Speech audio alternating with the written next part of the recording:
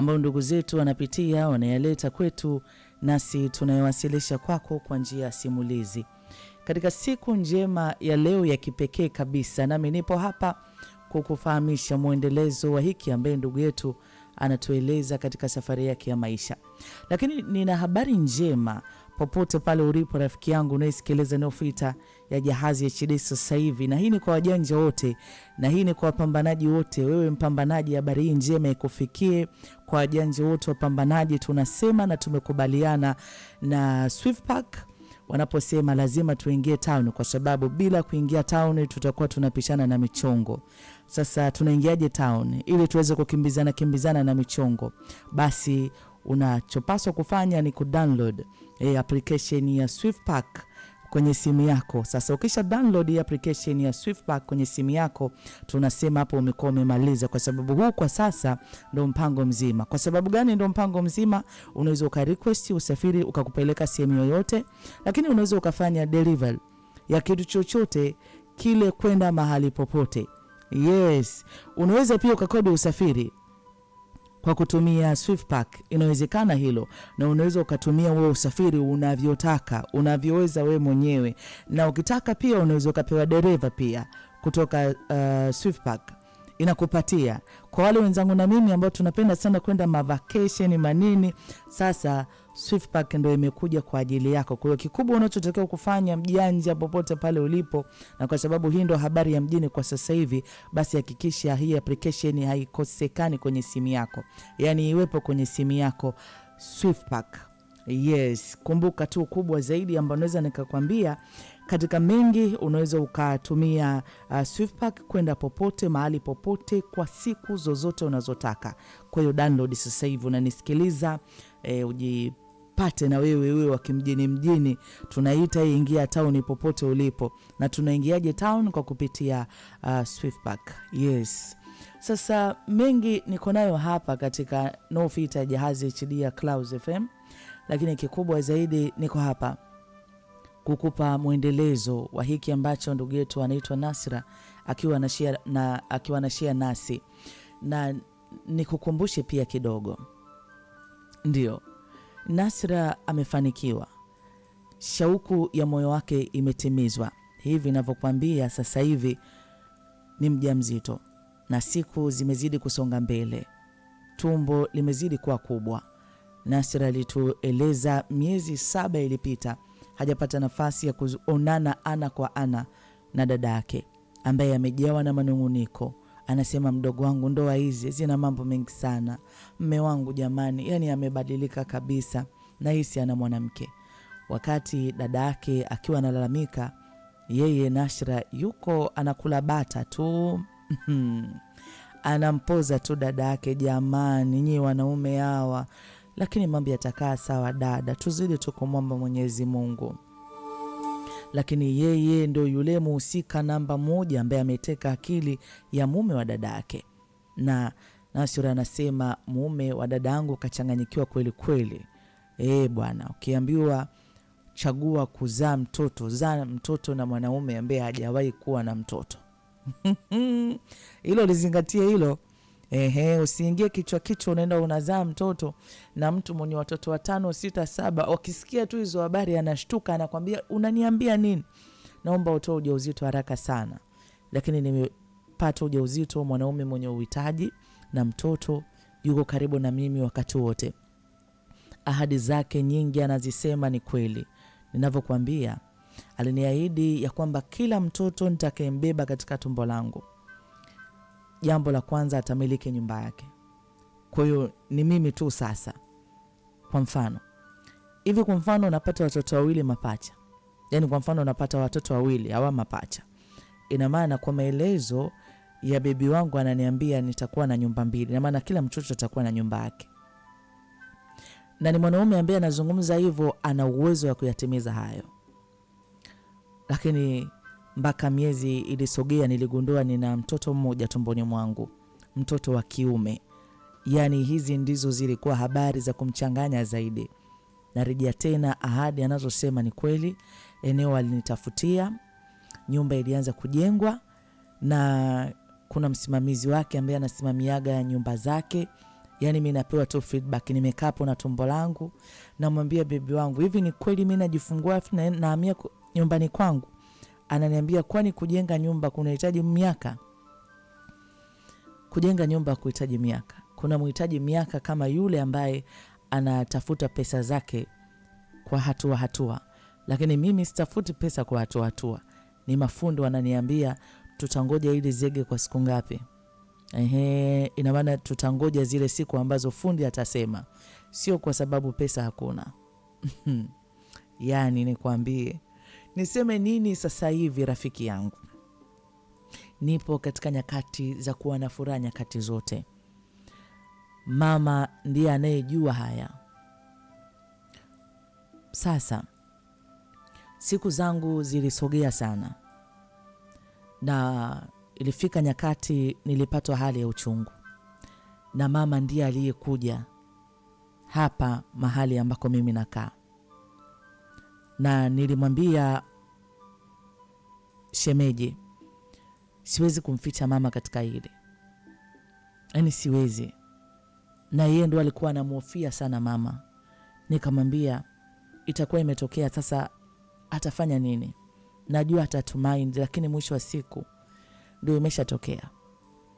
Kwa hiyo kwenye hili eneo, huyu mwanaume anajua mama hajui, imetokea mimi tu na yeye tumependana kwa mazingira ambayo mimi hivi nakueleza, lakini ukweli mchoro anachora mama ambaye kakaa pembeni. Kwa hiyo mama naye alionyesha kupaniki na nini, lakini mwisho wa siku yeye ndo alikuwa pamoja na mimi na kusema sasa tutafanyaje, sisi ni wazazi, tutafanyaje ile jambo, itabidi tulibebe tu. Kwa hiyo mama ndio aliyekuja kunisaidia katika kipindi hiki ambacho ninajifungua. Dada yangu hajui chochote kinachoendelea. Nasura anasema nilijifungua mtoto wa kiume ambaye taarifa zake tulizipata mapema kutokana na teknolojia jinsi ilivyo. Unaweza kupata nafasi ya kujua mtoto aliyoko tumboni ni jinsi ya gani. Kwa hiyo tulimpokea mtoto wetu wa baraka kabisa, mtoto ambaye kiukweli alikuja kunipa furaha mimi pamoja na baba yake na kuongeza upendo wa kiwango kikubwa sana. Ukamilisho wa nyumba ulikuwa bado haujakamilika ile final kabisa, kwa sababu mimi bebi wangu alikuwa anasema anataka niingie kila kitu kikiwa kimekamilika, akiwa ameweka furniture mpya. Kwa hiyo kuna baadhi ya vitu vilikuwa bado vinaendelea kukamilishwa. Kwa hiyo nilikaa pale pale katika hii nyumba ambayo nilikuwa nikikaa, na ni nyumba nzuri sana, na mama alikuwa pamoja na mimi. Nakumbuka mama aliniambia, unajua hili ni jambo ambalo hatuwezi kulificha siku zote, unajua. Nikamwambia ndio najua, nafikiri wakati mwafaka wa kumwambia dada yako umefika. Nikamwambia kwa mfano, mama, unaanzaje kumweleza dada? Kwa sababu hilo kwa sasa hivi ndio limesalia katika mipango yetu. Unaanzaje kumweleza dada? Mama akaniambia nitamueleza kama ambavyo nitapaswa kumweleza, na tamueleza, inabidi akubaliane na hilo. Nikamwambia mama, hapana, ni bora hili jambo shemeji mwenyewe amwambie dada. Yani shemeji anitambulishe mimi kwa dada. Mimi sitaki mama ujihusishe na dada, asije akatuchukia sisi wote. Mama akaniambia hilo ndio unaona ni sahihi zaidi. Nikaambia kabisa mama, kwa sababu shemeji yeye anasema hawezi kukubali mtoto wake kufichwa. Kwa hiyo anataka familia imjue. Kwa hiyo hapa unajua tena kwa taratibu zilizopo, ina maana tutakuwa na sherehe, kitu ambacho hawezi kukificha kwa sababu ni furaha yake. Kwa hiyo tukisema kama tutafanya namna tofauti na hivi mimi ninavyowaza, inaweza ikatuletea shida mama, tumwachie yeye mwenyewe. Basi mama akasema ni sawa, na mimi nitajaziliza pale kuendelea kumuelimisha dada yako. Nikamwambia sawa. Tulipata nafasi ya kukaa kuongea na bibi wangu ambaye sasa hivi amejawa na furaha tele Jamani, mwanaume huyu ana furaha, maana kile alichokuwa anakitamani kwenye maisha yake kiwe kimekuwa. Yaani sasa anampakata mtoto wake. Ndoto yake imetimia. Nilimwambia, ni lini utamueleza dada sasa? Akaniambia natamani hata kumueleza leo. Nikamwambia kwa namna ipi? Akaniambia tumekuwa tukizungumza ile jambo. Linakupa hofu? Unamhofia sana? Nikamwambia lazima nihofie. Lazima nihofie. Unajua ataona kama nimefanya makusudi. Hata kama nitapata nafasi ya kumueleza kwamba ilitokea ni bahati mbaya, anaweza asinielewe. Akasema, unakumbuka kuna sentensi nilikwambia? Hakuna tulichokosea. Unakumbuka? Kumbuka mimi na wewe hisia zetu ziliamka baina yetu.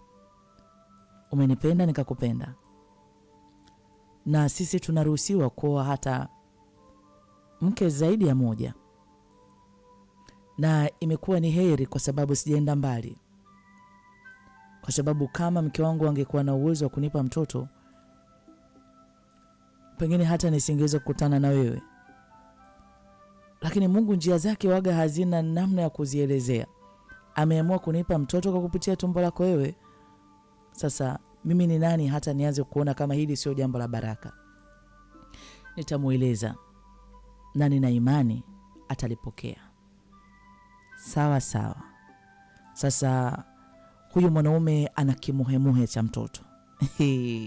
Yaani nakwambia mwanaume ana kimuhemuhe cha mtoto. Sasa familia, ndugu, taarifa kwamba ana mtoto, yaani nikwambie ni habari kubwa. Nakumbuka dada ndo alinipigia simu. Nikapokea. Akaniambia mdogo wangu, Mungu wangu nisaidie mimi. Nikamwambia dada ni nini? Akasema mdogo wangu uko wapi mdogo wangu? Yaani mimi nakufa. Nikamwambia dada, kwa nini unasema hivyo? Dada aliniambia, yaani leo imekuwa ni siku mbaya sana kwangu. Nikamwambia nini dada? Si unajua familia ya huyu mwanaume wanapenda kupenyeza maneno ya kuumiza moyo wangu. Si unakumbuka mdogo wangu nilikwambia hata mambo ya kwenda kwenye shughuli siendi tena. Maneno yamekuwa mengi. Unamngangania mwanamke, miaka yote inasogea. Uko naye tu huyu. Mwanaume gani usiojiongeza? Ukatafuta hata mtoto nje ya ndoa. Maneno ambayo yanazunguka kila siku yanaumiza moyo wangu. Leo nimesikia maneno ya kuumiza moyo mdogo wangu. Nikaambia dada, maneno gani dada? Dada utakiwa kupanic. Watu wanaongeaga dada. Akasema hapana mdogo wangu, hapana. Dada anazungumza na mimi kwa simu. Dada analia. Na hiki ni kilio. Na mimi sio kwamba sijui dada analia nini. Najua. Dada analia kwa sababu kuna taarifa zimemfikia. Mume wake kapata mtoto wa kiume. Kwa sababu taarifa za mimi kupata mtoto zimezagaa, ila ni mwanamke gani ambaye amezana ndugu yao au amezana mume wake ndo bado hiyo haijajulikana. Lakini habari kwamba mwanaume huyo amepata mtoto wa kiume, hizo zipo, zimezagaa. Sasa dada anamwambia, dada unajipa pressure kila siku dada. Unajua dada, ukiwa unapitia changamoto kama hii, ifike kipindi kuna mambo mengine uyakubali, uaccept dada. Ananiambia kuaccept nini? Yaani mimi nikubali mume wangu akazie na mwanamke mwingine nje kweli? Hapana mdogo wangu, hapana. Hicho ni kitu ambacho siwezi nikakubali. Nikamwambia dada, umekaa na huyu mwanaume miaka mingapi kwenye ndoa? Miaka mingapi? Akaniambeje, mimi ninachojua nitapata mtoto. Nilimwambia mume wangu avumilie kidogo, nitapata. Nikamwambia dada, ni kweli tunapaswa kuvumilia, lakini watu wengine sio wepesi kwenye swala zima la kuvumilia dada. Sisi binadamu tunatofautiana. Dada akaniambia namjua mume wangu ni mvumilivu. Nikamwambia basi dada, unavyosema huenda hizi habari sio za kweli. Akasema ameniambia ndugu yake mmoja, ninamwamini sana. Nikamwambia amekwambia amezana nani? Anasema sijui. Nimemuuliza amezana nani? Jamani, mimi mwenzenu mdogo wangu. Dada alilia. Nasra anasema nikiyakumbuka haya naweza nikawa na kuelezea katika lugha ya kawaida, katika namna ya kawaida, lakini nataka nikwambie haya mambo katika maisha yangu nimejifunza kitu kikubwa sana. Nasra anasema namfariji dada, na kati najua mimi ndio huyo mwanamke ambaye dada anaumiza moyo wake, ambaye mume wake kapata naye mtoto wa kiume. Huu ni unafiki wa kiwango gani? Mimi hapa, huyu ni dada yangu, amezaliwa yeye, nimekuja mimi. Sasa hivi ninavyokuambia, mjengo ndio huo umeisha, furniture ndani zinawekwa, furniture mpya, kila kitu, nahamia kwenye nyumba yangu. Maisha yangu yamebadilika. Unajua pia mimi ni mtu wa kujishughulisha, yani sio mtu wa kukaa. Dadangu yeye alipoolewa, naona hivi sio, yani sio yule mchakalikaji. Unajua hata sisi wanawake tunatofautiana. Alikuwa tu anapenda kukaa nyumbani, ampike mume wake, amfulie, amfanyie kazi za nyumbani, mume wake basi afurahi hivyo. Sasa mimi ni yule mama wa mapambano. Na hata nilipokuwa, kwa mfano, niko hapa na shughuli zangu kule zilikuwa zinaendelea, ni kwa simu shughuli zinaendelea. Nini kinaendelea hapo? Kuna muda napata naenda kuangalia nini kinaendelea. Mama anapita anaangalia. Maana yake ujauzito wangu ulikuwa ni ujauzito wa kujificha, yani watu wasinioneone. Lakini niko hapa na mfariji dada yangu na kumwambia, jamani dada, pole. Nasra anasema sijui hata nimepatwa na nini. Sijali tena maumivu ya dadangu. Nachojali sasa hivi nimeuteka moyo wa mume wa dadangu. 100% huyu mwanaume sasa ni wa kwangu, na hawezi kufurukuta kabisa, maana nimejua nini anachotaka na nimempatia. Sikutaka sana kusikia mazungumzo ya dada. Nilimwambia, umemwambia mama? Akasema nimemwambia mama. Mama ananiambia tulia mwanangu. Yani kiukweli nahitaji hata nipate kuja hata nyumbani nipumzike kidogo. Hizi habari zimekuwa zinachoma sana moyo. Dada hajui kama mimi na mtoto. Jamani, Mungu wangu nisamee mimi. Nasra anasema nilimwambia bebi wangu kuhusu hili, akaniambia usipate shida. Ameniuliza, nimemwambia ni kweli, kwa sababu siwezi kuficha. Unajua siwezi kuficha. Mimi nitaficha vyote nataka nikwambie, lakini siwezi kuficha mtoto wangu. Siwezi nikaenda kumwangalia mtoto wangu eti kama biashara magendo kwa sababu ya mke. Mke anatakiwa elewe kama mimi Bwana Mwenyezi Mungu kanijalia mahali, Mungu kanipa mtoto. Haya ndio maneno aliyokuwa anayazungumza shemeji, akiwa anasema nafikiri siku tutakapokuwa tuna sherehe, maana tutakuwa na shughuli ya mtoto, nafikiri hapo ndipo ambapo tutaacha mambo yote yawe wazi. Sasa nikamwambia, yani una maana gani? Najua mke wangu hawezi kuja katika hiyo shughuli, hawezi kuja, lakini atafikishwa taarifa. Nafikiri tutaanzia hapo, maana sitaki kumwambia hapa sasa hivi, tutamwambia atakapoona kwa macho yake. Haya anatueleza ndugu yetu anaitwa Nasra. Haya ni maisha halisi ya kweli ndugu zetu wanapitia katika safari ya maisha, na mimi niko hapa kukujuza haya mengi zaidi, na bado tuko pamoja hapa mpaka saa 3 kamili usiku, na muda huu waga tunapumzika kidogo, alafu tunarejea muda sio mrefu. Ndio 96.1 Clouds FM Tanga. Habari, naomba exchange rate ya leo. Salama bosi, hii hapa na kutumia na form ijaze alafu itume.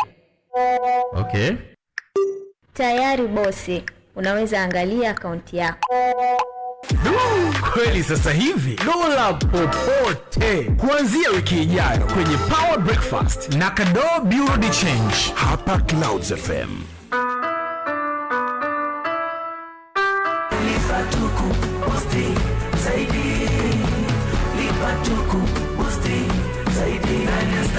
Star Times tumewaletea tena mteja wa Star Times Antenna, lipia nyota kwa shilingi 11,000 kwa mwezi tukubusti kwenda mambo bure mwezi mzima, na ukilipia mambo kwa shilingi 17,000 tu kwa mwezi tutakubusti kwenda uhuru mwezi mzima bure, huku wale watakaolipia uhuru kwa shilingi 23,000 kwa mwezi watapata ofa ya hadi siku 5 zaidi bure, huku kupitia ST Swahili ukifurahia tamthilia mpya kabisa Lavender Fields. Ushuhudie mwanamke aliyesalitiwa na kuibiwa mtoto wake akirudi kulipiza kisasi. Ni kila siku saa 3 kamili usiku, bila kukosa tamthilia nyingine kali ya Reborn. Ukutane na visa vya binti masikini anayepandikizwa moyo wa binti tajiri aliyefariki kwa ajali. Ni kila siku saa 3:45 usiku kupitia Mambo TV Swahili. Furahia bongo movies na series kibao za kibongo, watoto nao wakiendelea kufurahia Boni Bias na katuni nyingine kibao kwa lugha ya Kiswahili kila Jumatatu hadi Ijumaa saa 10:15 jioni kupitia SC Swahili. Star Times, lipa tukubusi zaidi. Mwezi huu Mchongo Pesa tunamsherehekea Buku kwa uwezo wake wa kubadilika na kuwa mamilioni. Zawadi za nguvu au vyote kwa pamoja, sisi tunamuita Tajiri Buku aka Tajiri wa matajiri. Dunia inajua safari ya maelfu ya mamilionea wa Mchongo Pesa ilianza na Buku tu. Hivyo kama una Buku, jua funguo ya utajiri ipo mikononi mwako. Naongea na wewe kibopa, Don, Taita na Tycoon mwenye Buku lako kwamba mwezi huu ni wako. Kuna ushindi wa zaidi ya bilioni na mizawadi mfululu. Tajiri Buku, anza na Buku, maliza na utajiri. Shiriki sasa Mchongo Pesa kwenda namba ya kampuni 321333 na kumbukumbu namba ni neno pesa. Uwekezaji ni Buku tu, uchezaji ni kwa wenye miaka 18 na zaidi. Swaiba, na kukumbusha tu, najua wiki hii una mipango kibao, ila naomba uniazime sikio lako kuanzia Jumatano hii ya tarehe 25 mwezi huu wa 3. Mkubwa ana mpango na wewe.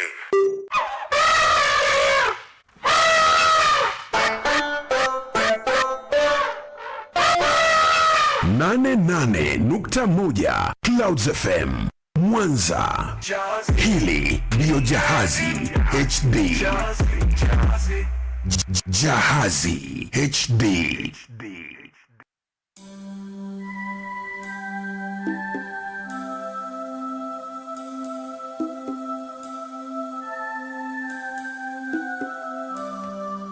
Yes, maisha halisi ya kweli ndugu zetu wanapitia, wanayaleta kwetu, nasi tunayowasilisha kwako kwa njia ya simulizi. Mimi Veronica Frankie na kuwa pamoja na wewe hapa. Hii ni kila siku ya Jumatatu mpaka siku ya Ijumaa 12 tunaungana pamoja. Maisha halisi ya kweli. Nasra anatueleza haya. Nasra anasema Nasra anasema basi naingoja hiyo siku, kwa sababu ndo siku ambayo sasa dada atajua ukweli. Yaani unaambiwa kuna wakati mwingine mtu usiwe mzungumzaji, wakati mwingine kwa sababu mtu ana macho ya kuona, basi mpe nafasi ayaone, ayashuhudie yale kwa macho yake. Basi shughuli ilipangwa, shughuli jamani. Majina yake huyu mwanaume, Mungu kambariki, kapata mtoto wa kiume, hatimaye imekuwa mwanaume, kajiongeza jamani, sifa kede, na huo ndo wanaume. Mwanaume utakaje miaka 2, miaka 3, miaka 6, wewe una uwezo wa kuzalisha, lakini una mwanamke ambaye hana uwezo na umebaki hapo tu unashangaa. Au sio wanaume ni kutoka, watu wanazungumza hivyo na kumpa sifa kede, mwamba kabisa huyu.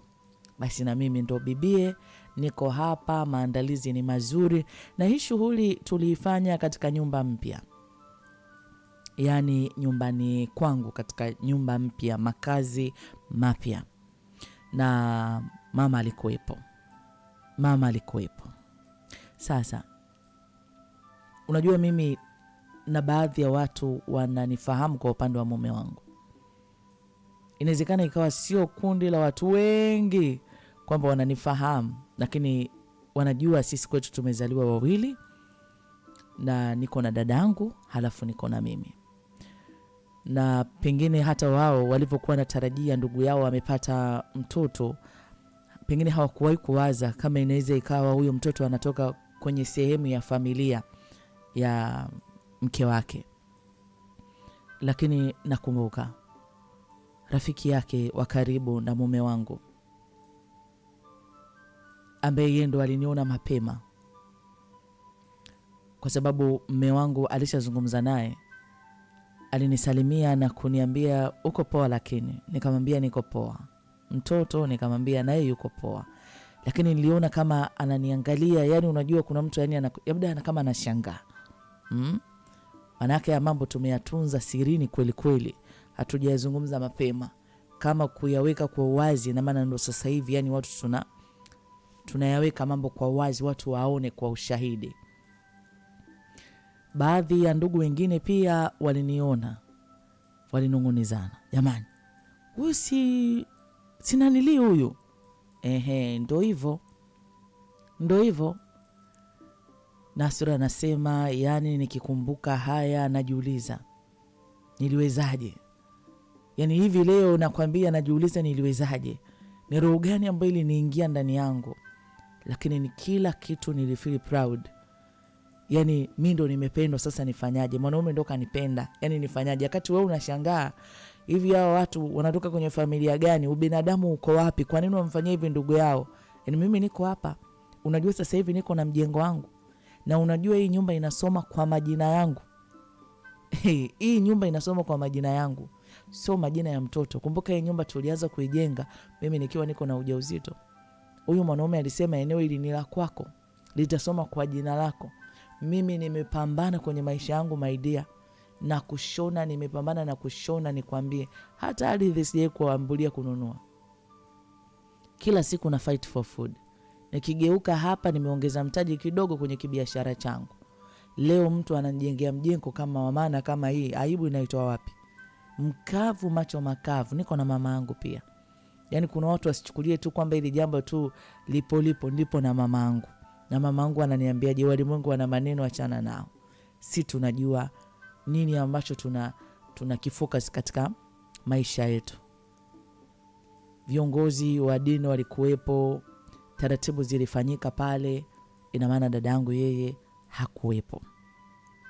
Lakini dunia ni kijiji rafiki yangu. Tukio linatokea Mbagala, nataka nikwambie sekunde hiyo hiyo kuna mtu yuko Magomeni, taarifa na anayo. Watu hawalazi jambo, watu hawakunyimi habari. Na nataka nikwambie ile shughuli imefanyika na nini, kulikuwa na chakula, kulikuwa na nini, ilikuwa pambe kweli kweli. Mimi mwenyewe na mavazi yangu nilivaa classic ya hatari. Yani sijui nikwambiaje yani nimepata mwanaume ambaye amempata mwanamke wa kujua kutumia vitu. Yani unajua kwa mfano kama dadangu, yeye ni wale wanawake wale wife material wale. Yani atapendeza kawaida, so watu wale wako yani sio, unanielewa, pole, yani hawana mambo mengi. Sasa mimi town pia mimi mwenyewe mtoto wa town. Kwa najua vitu vizuri, najua nifanye hiki, yani nimechangamka. Nasra anasema, nakumbuka dada alinipigia simu tukiwa bado tuko tunaendelea na shughuli, lakini mengi tukiwa tumeyakamilisha. Aliniambia usipokee. Yani bebi wangu aliniambia usipokee. Nikamwambia vipi akija? Akasema itakuwa vizuri, mwache aje. Nikamwambia asije akaja akafanya vurugu, hujawaza hilo? Akasema hawezi, namjua hawezi. Nikamwambia lakini naona ni bora asije. Kama kuna mazingira yote ni bora umzuie asije, maana anaweza akapata watu wakaja wakaleta vurugu hapo, unajua. Akasema usio na wasiwasi baby, wewe unawaza nini? Leo ni siku ya kufurahia habari njema, wewe unawaza nini? Mimi siwazi kuhusu mke wangu, kwa sababu mke wangu ataelewa tu ile jambo, sawa? Wala usijali. Mimi atakaponiuliza maswali ndipo atakapomjibu kulingana na maswali atakayoniuliza. Kwa hiyo wala usiwe na wasiwasi, ondoa mashaka. Dada alipiga simu sana kwangu na kwa mama, alipiga simu sana, lakini hatukupokea. Hatimaye shughuli kaisha na huyu mwanaume akaniambia sasa ngoja mimi leo niende nyumbani. Kwa hiyo ina maana atarudi kule kwa nani? Kwa dada. Akasema sasa leo nafikiri majibu yote nitampa, nitakupa feedback. Nikasema naomba please, yani ikiwezekana hata mnavyozungumza naomba hata nikusikie kwa simu. Akacheka akasema jamani, sawa nitafanya hivyo kipenzi changu. Kwa hiyo nikifika nikiwa nazungumza naye nitakupigia. Ukiona tu nimepiga pokea, ujue ndo nikikupigia ujue ndo naanza kuzungumza naye. Nikamwambia sawa. Nasra anasema nayazungumza haya katika namna ya kumaanisha sana. Yako mambo katika maisha wakati mwingine tunayafanya kwa sababu ya matamanio. Ndio, na sisi kutamani kuwa na vitu fulani katika maisha yetu ambavyo hatujavipata. Mimi sikubahatika kupata mume, sikubahatika kumpata mwanaume wa kunioa. Sio kwamba sijawahi kuwa na mahusiano, nimekuwa na mahusiano, lakini wanaokuja wamekuwa ni wale ambao bado ni wasafiri. Sijabahatika kupata mtoto, labda kwa sababu pia sikumpata mwanaume ambaye anaweza akakaa na mimi na tukapanga mipango ya kupata mtoto. Lakini ni shemeji yangu ndo ambaye amenipenda, ni shemeji yangu ndo ambaye ametamani tupate mtoto, na ndio tumepata mtoto. Na vile ambavyo nilikuwa ninavitamani kwenye maisha yangu viwe katika mapambano yangu nivitimize, vimetimizwa kwa haraka sana. Yani vimetimizwa kwa haraka sana, tena kwa ukubwa ulivyo usiokuwa kawaida. Nasra anasema mume wangu mtarajiwa, nikimuita hivyo inaweza ikawa ina sound zaidi kwa sababu tuna mipango. Alinipigia simu kwa moja na mimi nilipokea. Na majira haya mimi napokea simu, tulikuwa na mama. Kwa hiyo tuliweka kwa tunasikiliza na mama kwenye loud speaker ambayo tumeweka. Nilisikia dada akiwa analia. Namsikia. Akamwambia, kwa nini umeamua kunifanyia hivi? Dada alimwambia huyu mwanaume.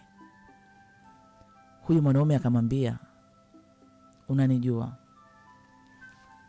Haijatokea kwamba tulipanga, imetokea bahati mbaya.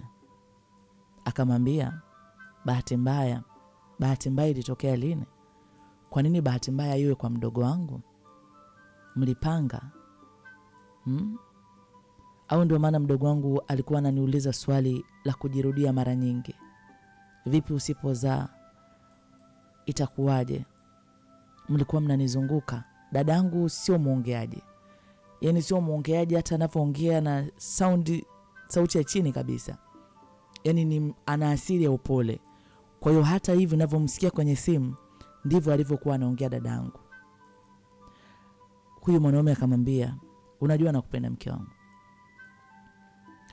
Mdogo wako aliponiambia ni mjamzito na alikuwa anakuhofia sana, alitaka kutoa, lakini ni mimi ndo nilimplease kwa sababu mimi ndo shetani alinipitia.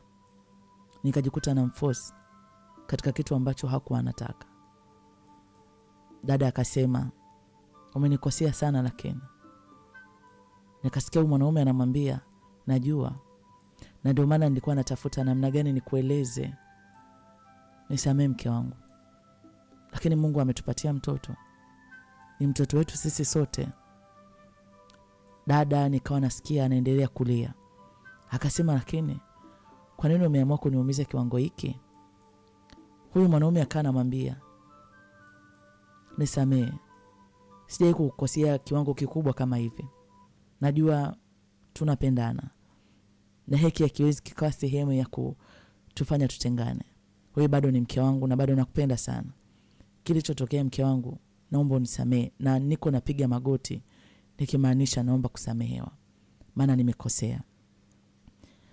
Dada akamwambia, nasikia, yani hapo sio tuko pamoja, nasikia kwa simu. Haya ni majibizano ambayo wanajibizana kwa simu. Wanajibizana pamoja, mimi nasikia kwa simu ambayo shemeji ndo amepiga. Dada akasema, ilitokea bahati mbaya. Umemnunulia eneo, ilitokea bahati mbaya. Mmeanza kujenga toka tofali ya kwanza, ilikuwa ni bahati mbaya. Na mlikuwa hamna plani. Mdogo wangu kumbe yuko hapa mjini, mpaka anajifungua, anadanganya kwamba mambo yamekuwa busy, hataki kuonana na mimi. Mlikuwa mjapanga, si ndio?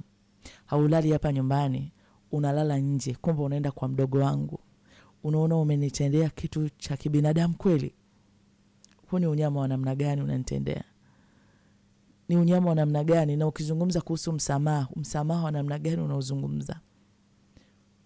unaweza ukavaa viatu vyangu ukapata kuhisi nina hali gani kwa sasa hivi. Hapo dada anazungumza, hiyo ni maneno ambayo yameambatana na kilio cha kwikwi. Lakini katika namna ambavyo, kwa sababu sioni, inaonekana huyu mwanaume alienda kumkumbatia dada. Kwa hiyo akamkumbatia, akamwambia nakupenda. Nilijua kwamba amemkumbatia kwa sababu alimwambia usinikumbatie. Wewe ni mnafiki. Wewe sio mwanaume mzuri kwangu. Huwezi ukaniumiza kiwango kikubwa kama hivi. Wanawake wako wangapi? Tanzania wako wangapi? Una fedha, una uwezo wa kusafiri na kwenda taifa lolote lile na kumpata mwanamke yote unayemtaka. Kwa nini sasa?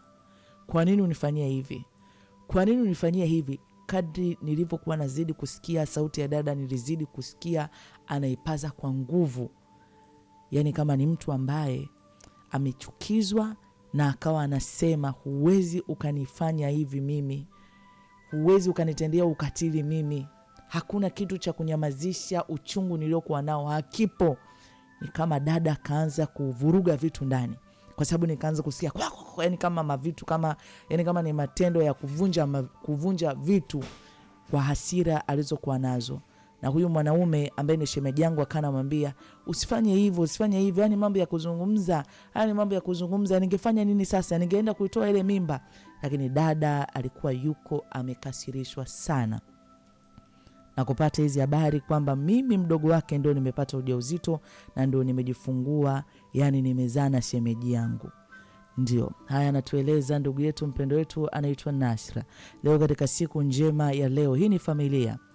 Mamake na Nasra alishauriana na mtoto wake wa pili ya kwamba tusiache mali zikatapakaa. Zana huyu mwanaume ili tuendelee kuwa miongoni mwa wanufaika wa uchumi kutoka kwa hii familia. Mambo yako hivyo. Dadake na Nasra ataipokea hii, moyo wake utatulia na kukubali kwamba basi imetokea, basi maisha mengine yaendelee. Karibu sana, kesho tutaendelea mbele zaidi. Bado tupo katika jahazi chini mpaka saa 3 kamili jioni.